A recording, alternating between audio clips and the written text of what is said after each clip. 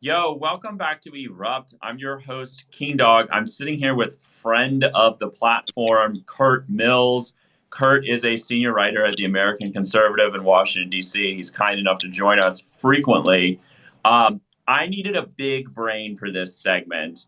That's always when Kurt gets the call. Because what we're talking about is something very complicated. It's this HR-1, S1 for the People Act. This would be the big voting rights bill that you're hearing about all the time on the news.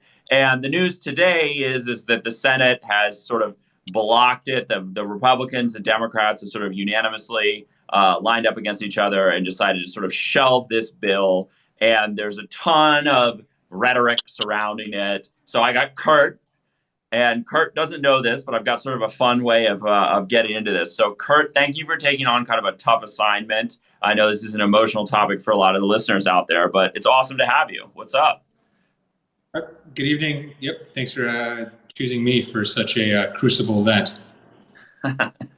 So Kurt, one of the things that I love about these super partisan exercises, or really everything in Washington, is there's so many contradictions baked into the legislative cake, and those contradictions are sort of the reason why things actually happen. So I want to frame this instead of like a black and white moral crusade the way some people have. I sort of want to frame it through some contradictions, and I just want to hear what you have to say about them. Are you cool with playing it that way? Works here. All right, let's do it. All right, so I got five. No, I got four for you. All right, so contradiction number one. After the 2020 election, Donald Trump and the Republicans wanted to have a big national discussion about voter fraud and elections. And they got their wish because now we're having it, except with the Democrats in charge of every branch of government and having the power to take over all elections from the federal government. I don't know, man. Pyrrhic victory for the Republicans? Yes, although this is not really what they meant, and they're enacting what they meant at the state level by relitigating 2020 and trying to do what has sort of been long coveted on the right for a lot of these voter. What? Interesting. People have talked about this for a very long time, and ironically enough, given the relationship between Donald Trump and now Senator Mitt Romney, people forgot that on election night 2012, Donald Trump actually said that the vote was stolen from Mitt Romney, which he promptly withdrew because he didn't really like Mitt Romney very much, and that's not him. But this has been building for a very long time. Trump has basically contested any presidential election that he personally has not won for the last 10 years. Do you think though that like Mitch McConnell has an interesting rap on this, which you probably know and maybe might even summarize. But do you think that this event would be happening right now if Donald Trump hadn't made such a stink about the last election? Like, is that the inciting event for HR-1 for the People Act that really even Democrats privately say they don't like it that much? Like, is that it? Is it Trump, or would have happened anyway? Because this bill's been around for a while. I think the level of mail-in voting gave the Republicans the willies no matter what. Although the irony here is that actually there's some data that shows that perhaps mail-in voting was just kind of a non-event, right? So the Republicans lost the election, but they didn't cede the House. It could have been a lot worse in the Senate, and they made gains with minorities. This is the best minority performance the Republicans have had in 50 years. So it was a really weird election on top of a very strange year. I don't think the Republicans, absent Trump's, whatever you want to think of them, antics, would have been fully comfortable with the way we did business in 2020 becoming the new normal. So, okay, so you're ahead of me as you always are. So I'm going to hit you with contradiction number two. This one's a little more wordy, but I think we can get there. Okay. So right now, Georgia, Florida, Texas, a handful of states that are controlled by Republican governments, they're being vilified for passing election reform laws that their Democratic opponents say are just voter suppression laws. Um, what's interesting is that in the wink and nod game of politics, I sense that the Republicans are sort of selling these bills a little bit as voter suppression bills. But the text of them is actually making it easier to vote in a lot of states and expanding the electorate in a lot of states. More days of early voting. And, for example, Delaware and New York, Joe Biden's hometown, Delaware, 10 days of early voting. Well, now there's 15 in Texas and 17 in Georgia. So there's some weird dissonance here where Republicans are selling these bills one way and delivering something very different. Like, am I giving them too much credit here? I mean, I think it's complex because, like I said, they don't want to completely lose their gains from the previous the 2020 election, right? Like it wasn't a complete rout, and accordingly, sorry, I've got some kind of thing that's going off. But We just got to live with this on this platform. oh, Is I your know. neighbor grilling a steak? No, I have. It's actually horrendous. I have an external dishwasher that I bought. Oh, yeah. Yeah. Reason because I don't have a dishwasher in my apartment, so I bought $1,000 dishwasher to go on. It's okay. Anyways, Wow. it's Weird flex, Kurt. so, but I forgot it was on. So I think your take is right that you take it to DeSantis in Florida, you take the governor of Arizona, you take Georgia. There's definitely a signaling in the off year elections and stuff like, look, the Republicans are not just going to take this lying down, but these bills themselves. This is it's not if they're Jim Crow, they're oddly disguised, like you said.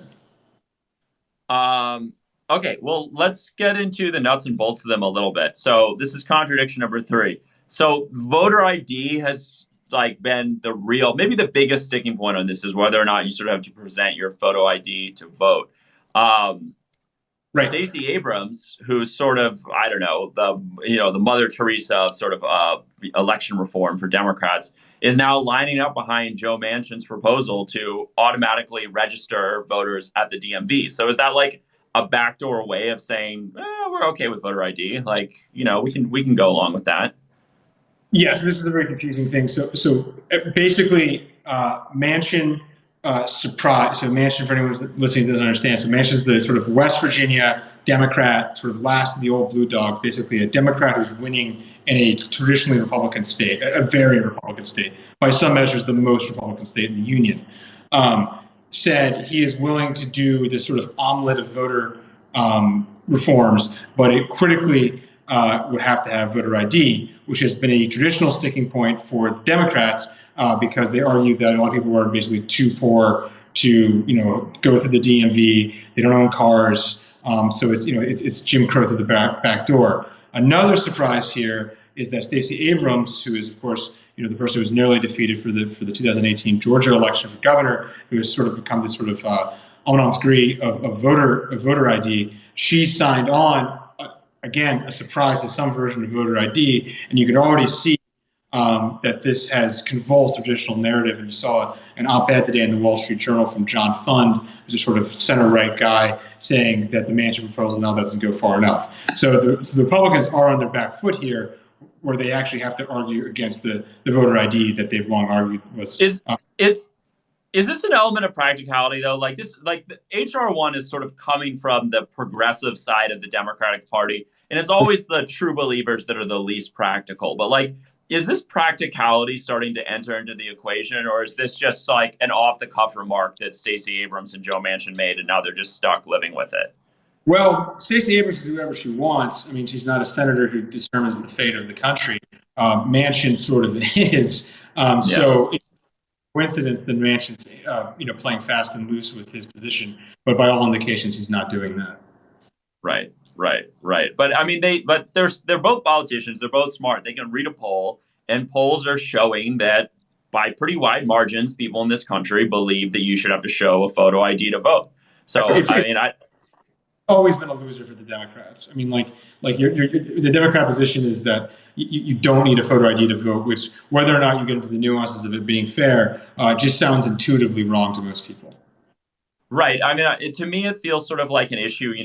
I think most Republicans probably aren't as excited about people owning like multiple automatic firearms as their official positions represent. And to me, there's a parity that it's an issue that they're sort of stuck with because the people who care and vote and donate care about this issue. And maybe this is an opportunity for them to kind of shed it just a bit.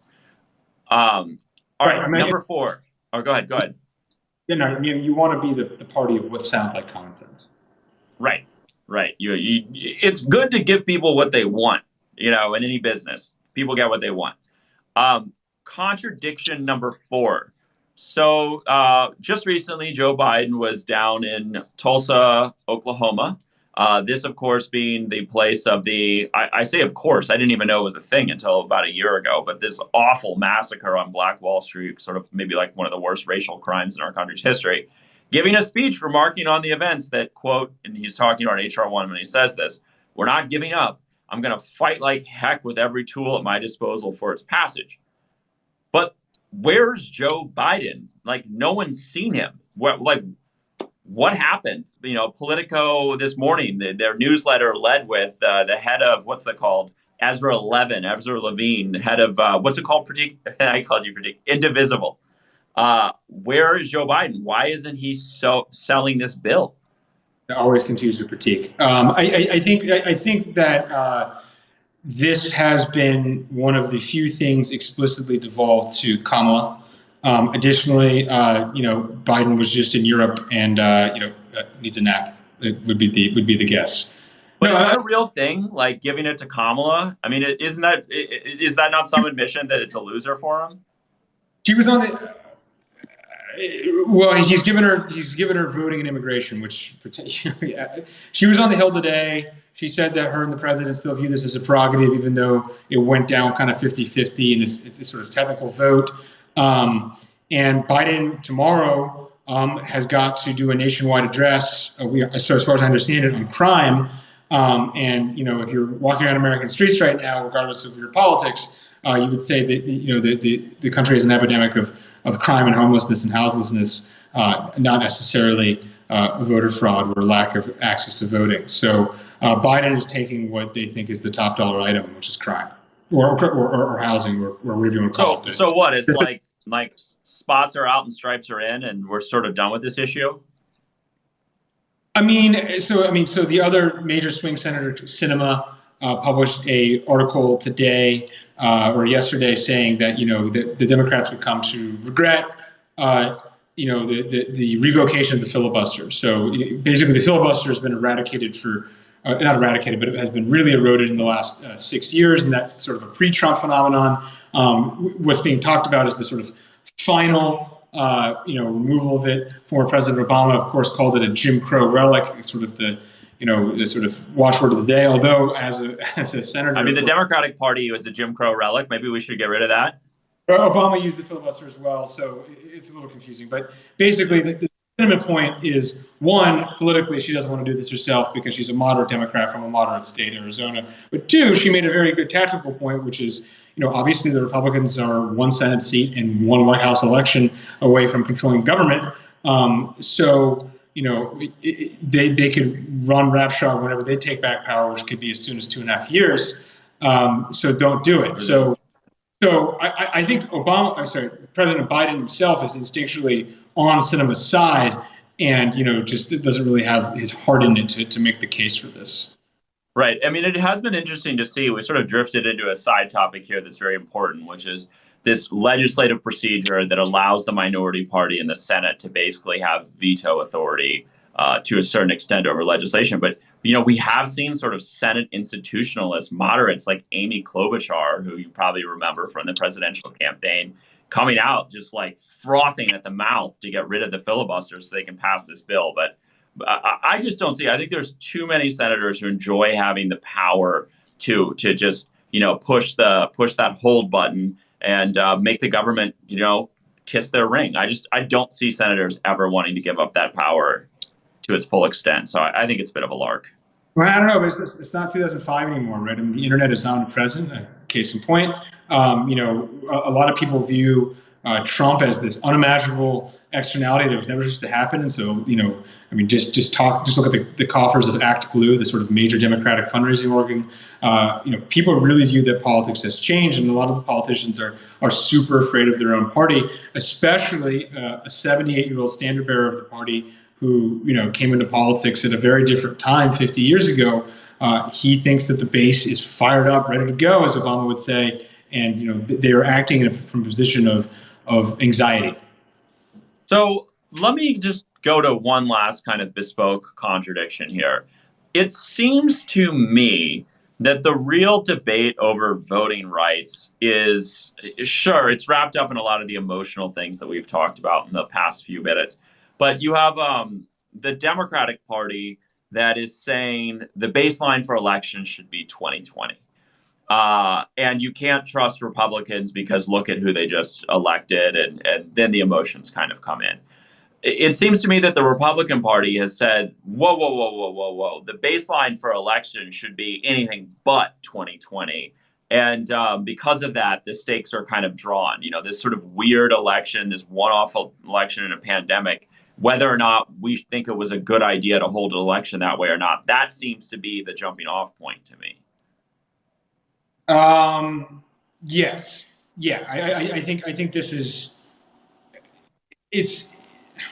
I mean, in a more healthy democracy, there would be a national voting reform that would give the Republicans an inch and would give the Democrats an inch, right? Right. Like it would build standards for mail-in voting and would investigate some of the questions of fraud, whether or not people think that's completely spurious. If the allegations are completely spurious, then obviously, and I think they are. To be clear, I mean, this was litigated in the courts, but clearly, a former president demanding these audits if the establishment party is so convinced of its righteousness, then they have nothing to fear. But it's not going to happen. So it's an academic question, and we have this Biden's pretty popular, but he's old. Like it matters, right? I mean, he doesn't quite have the bully pulpit because he's so clearly not what he once was, which I think he basically would admit it. He said, "I'm an old guy." So we are in this sort of tense, cold Civil War scenario. I did enjoy seeing him over in Europe because I felt like that Joe Biden was in his most comfortable place. Yeah. He didn't have to carry around the sort of saddlebags of partisan politics and manicured state. Like it just felt like that was Joe Biden. Whenever he comes back to the U.S., I sort of feel like I'm getting 51% Joe Biden, 49% whatever's on like the Daily Kos today that his staff says that he has to sort of parrot. Well, it would be you could actually make a comparison here to Nixon, not a negative one per se, which is that Nixon became president later than he wanted to be. Right, he wanted to win in 1960. He became president in 1968, or sorry, won the presidency in 68, inaugurated the next year, and he became very much a policy sort of old man of state. It was a very close election, very bitter. Changed the party in the White House, and he was obviously very clearly more comfortable in China or handling all these matters of state than he was a domestic president. Additionally, his party was moving rightward in a way that he was uncomfortable with, in a way that Biden's party is moving leftward in a way that maybe he's uncomfortable with. And who knows? This could potentially be a good analogy because Nixon was reelected in a landslide, and that's good for Biden. Of course, now that landslide led into Nixon's impeachment removal or Nixon's impeachment resignation. But it's not the worst parallel. These are sort of guys who are pretty popular but sort of uncomfortable in the position. Um, Certainly, and that for the people listening at home, a Nixon comparison when you got a smart guy like Kurt is usually a good thing. I think right up until Watergate, people probably widely agreed that Richard Nixon was a very effective president. So bodes well for Joe Biden. So it was a good run. Yeah, yeah. All right. Well, I feel like we sort of talked this to death. It's not the last time we're going to be hearing about this bill. For the spicier, sort of more partisan talking points, I can refer you to, I don't know, either political parties' preferred think tanks and media outlets. But for the contradictions and sort of the fun in the middle spaces, I'm just really glad that Kurt was willing to join. Don't forget to cheer for Team USA in Tokyo. Olympics coming in less than a month. Got to put in a plug. And one more plug. We want. Oh, go ahead, Chris. I think that's going down. I mean, like, it's the COVID world. I think we have to like kind of wait until. I mean, it's astonishing given the level of preparation we have for the Olympics. But I mean, if you read about it, Japan is definitely nervous about the level of economic. They may take a huge loss on this. So it's Well, don't make me maybe. nervous. I have a weekly segment on the political events that I bet on legally, and one of them is that the Olympics are going to happen, Kurt. So don't you tell me I'm going to lose my money on that bet. It's like we hear a lot about Delta variant, et cetera. I don't think it's completely done deal. Okay. Well, Mr. Sorry. Rainy Cloud here. If you guys, I'm talking to the audience out there, those of you listening, if you want to join, because like we actually want you to join, we want to hear from you. We get a lot of our best ideas actually from you guys for segments you want to see. So go on that settings button on your phone and request to be a speaker. Tell us what you care about. We're sharing this platform, so like I want to share it with you, and so does Kurt. Kurt wants to share it with you too, right, Kurt? For the most part. That's a more honest answer. Thank you, Kurt, for your candor. I'm Keendawg. This has been great. Kurt, thank you for joining us tonight, and hopefully we'll see you again soon. Cheers. See ya.